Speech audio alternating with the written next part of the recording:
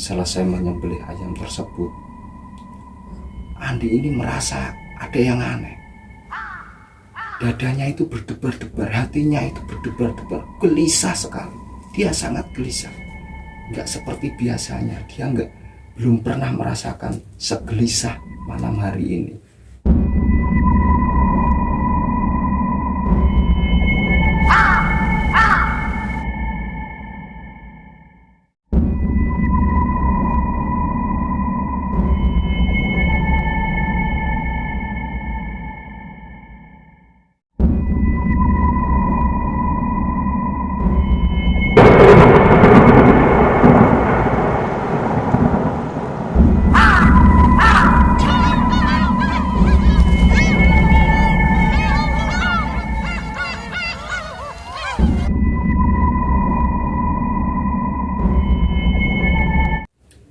Assalamualaikum warahmatullahi wabarakatuh.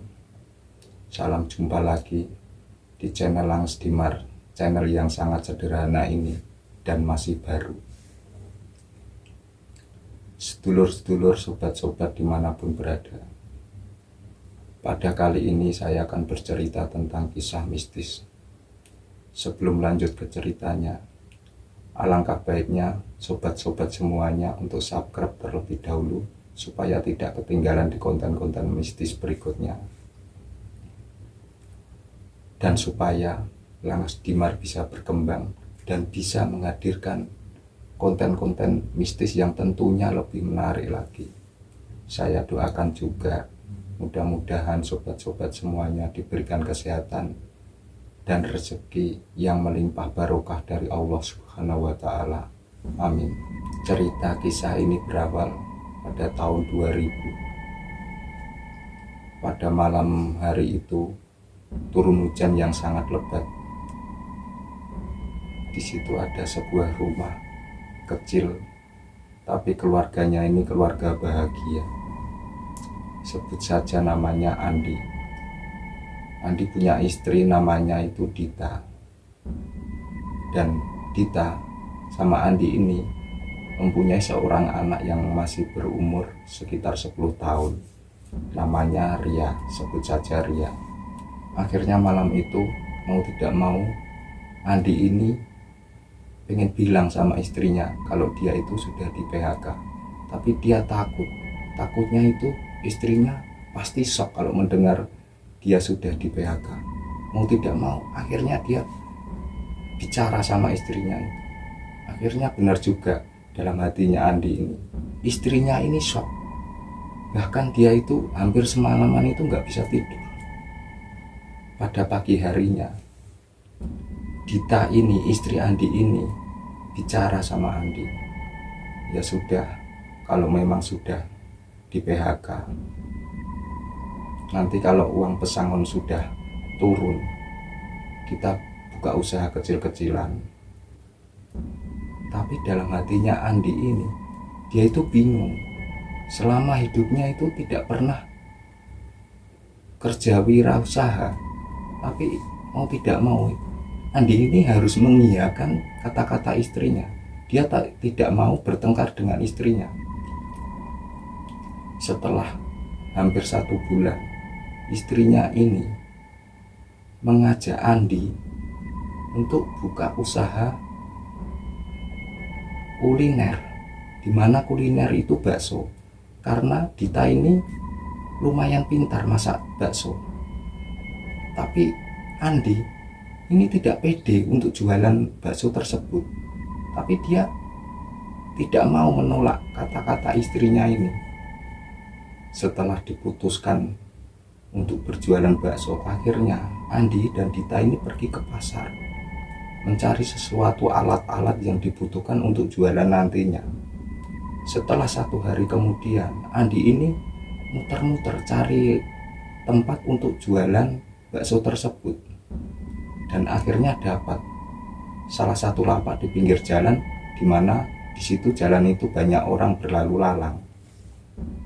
Seminggu kemudian, Dita dan Andi ini sudah mulai membuka usaha warung bakso tersebut. 1 minggu setelah berjalannya waktu warung bakso tersebut masih sepi.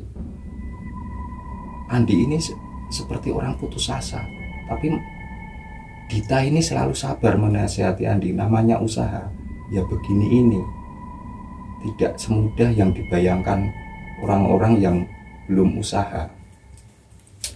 Akhirnya 1 minggu, 2 minggu, sampai 1 bulan, warung bakso ini masih selalu sepi. Walaupun laku, tapi cukup untuk kebutuhan sehari-hari dan tidak bisa menabung. Singkat cerita, pada malam harinya Dita ini berbicara sama Andi. Dia minta tolong untuk mencari orang pintar supaya dagangan bakso ini supaya laris. Akhirnya Andi pun berpikir, teringat akan temannya semasa masih duduk di SMA dulu, sahabatnya, sebut saja namanya Sukri. Nah, Sukri ini tinggalnya beda kecamatan dengan Andi ini. Dia seorang juragan beras, termasuk pengusaha sukses di bidang beras. Pada pagi harinya, Andi ini ke rumahnya Sukri mencari Sukri, dan Andi pun ketemu sama Sukri. Andi pun akhirnya bercerita apa adanya tentang keluarganya, tentang ekonominya. Sukri ini lalu mengajak Andi atau menyarankan Andi supaya mengikuti arahannya. Singkat cerita, Andi pun mengiyakan. Setelah di rumahnya Sukri, setelah selesai berbicara, Andi pun pulang. Dan nyampe di rumah, dia bicara sama istrinya, mengatakan kalau Sukri siap membantu, nanti mau dicarikan orang pintar. Seminggu kemudian, Andi pun ke rumahnya Sukri. Pada sorenya, Andi ini baru diantarkan Sukri ke tempat orang yang disebut Sukri ini. Sebut saja namanya Mbah Sastro. Dari rumahnya Sukri ini menempuh perjalanan sekitar 2 jam. Karena daerahnya itu masih pelosok. Sesampainya di daerah tersebut, Sukri ini di tengah jalan ini berpikir, ini aku mau dibawa kemana? Karena kanan kiri tersebut itu perkebunan atau ladang, dan jalan itu cuma muat 1 mobil. Misal pun papasan mobil, salah satunya pasti akan harus mundur. Untungnya di situ jalannya sepi sekali pada malam hari itu. Sampai masuk ke daerah yang sangat sepi. Di sana itu Sukri memberhentikan mobilnya di depan rumah yang sudah lumayan tua rumah itu. Dan anehnya, di sekitar situ tidak ada warga sama sekali, cuma 1 rumah itu. Akhirnya Andi, Sukri turun dari mobil dan mengetuk pintu rumah tersebut. Sesaat kemudian keluarlah seorang sosok yang sudah tua, sebut saja Mbah Sastro. Mbah Sastro ini karena sudah kenal sama Sukri, Mbah Sastro ini mempersilahkan Sukri masuk. Setelah berbincang-bincang Sukri, akhirnya Andi juga memperkenalkan diri. Dia mengutarakan niatnya, kalau dia itu dagang bakso selama ini berbulan-bulan masih sepi, dan dia berniat minta bantuan sama Mbah Sastro, apapun syaratnya. Akhirnya waktu itu Mbah Sastro cuma tersenyum kecut. Mbah Sastro pun akhirnya masuk ke dalam ruangan. Entah apa yang dilakukan Mbah Sastro, kedua orang ini nggak tahu. Sesaat kemudian Mbah Sastro ini keluar membawa kotak kecil dan berisikan kain mori, panjangnya kurang lebih 2 meter. Di situ diserahkan kepada Andi. Tapi Mbah Sastro ini mewanti-wanti sama Andi, tidak boleh dibuka. Ini dibuka nanti sewaktu tanggal 1 Suro nanti baru kalian buka. Andi pun manggut-manggut. Setelah itu Mbah Sastro pun mengatakan kalau nanti malam 1 Suro Andi ini disuruh ke tempatnya rumahnya Mbah Sastro untuk membawa ayam yang berwarna hitam mulus 1 ekor. Waktu itu Andi manggut-manggut mengiyakan. Setelah itu selesai pertemuan itu, Sukri pun mengajak Andi pulang. Akhirnya kedua orang ini akhirnya pulang. Sesampainya di perjalanan, Andi tanya sama Sukri, kenapa harus dibawain ini apa kain putih ini sama Mbah Sastro? Dan Sukri pun, sudah, kamu diam saja, suatu saat kamu pasti tahu sendiri. Begitu nyampe di rumah, Andi ini bercerita kepada istrinya Dita ini, bercerita di perjalanan sampai ketemu Mbah Sastro tadi. Kalau dikasih sesuatu disuruh nyimpan baik-baik, tidak boleh dibuka.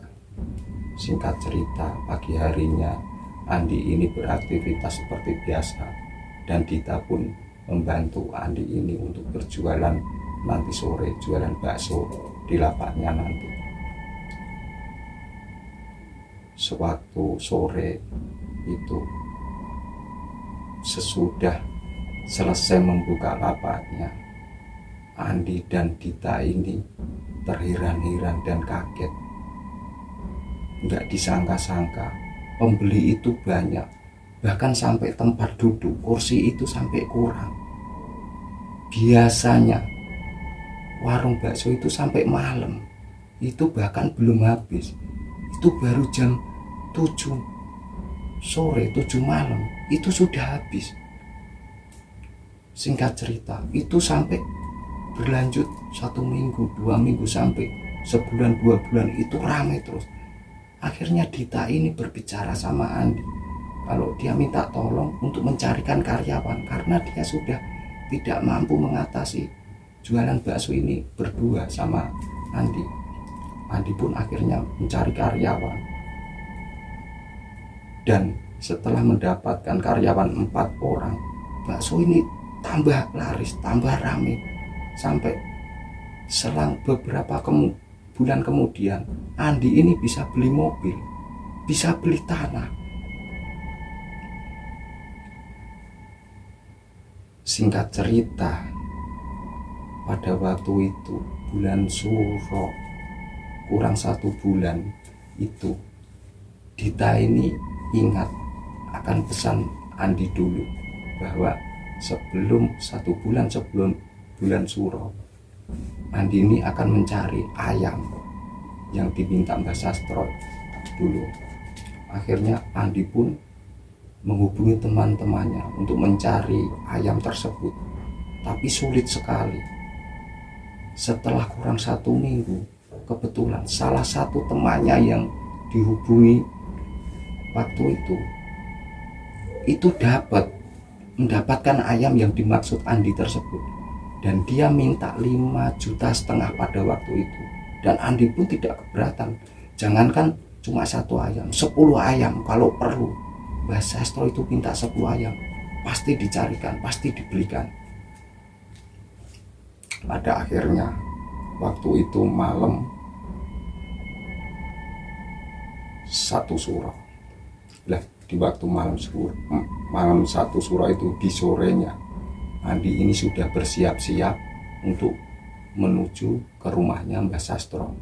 Tempatnya agak jauh, perjalanan mobil sekitar 2 jam dari rumahnya Andi. Tapi pada waktu itu Andi ini sudah tidak mengajak Sukri karena sudah tahu sendiri rumahnya. Dan Sukri pun tidak mempermasalahkan. Yang penting Andi sukses. Pada waktu itu Andi siap-siap berangkat. Dan akhirnya 2 jam kemudian Andi ini sudah sampai di rumahnya Mbah Sastro. Sesampainya di rumahnya Mbah Sastro, Andi ini ketuk-ketuk pintu. Sesaat kemudian Mbah Sastro pun membukakan pintu dan mempersilahkan Andi ini untuk masuk. Setelah masuk berbicara, akhirnya Andi ini menyerahkan ayam yang dimaksud Mbah Sastro. Mbah Sastro pun pelan-pelan melihati ayam itu. Sesaat kemudian Mbah Sastro berdiri dan masuk ke ruang belakang. Sesaat kemudian Mbah Sastro ini keluar bawa peso kecil yang sangat kecil, dan itu diserahkan kepada Andi. Andi pun bingung, ini untuk apa peso ini? Akhirnya Mbah Sastro keluar rumah dan mengajak Andi ini keluar rumah sambil membawa peso dan ayam tersebut. Menjelang jam 12 malam, di halaman rumah, Andi ini diperintahkan Mbah Sastro untuk menyembelih ayam tersebut. Selesai menyembelih ayam tersebut, Andi ini merasa ada yang aneh.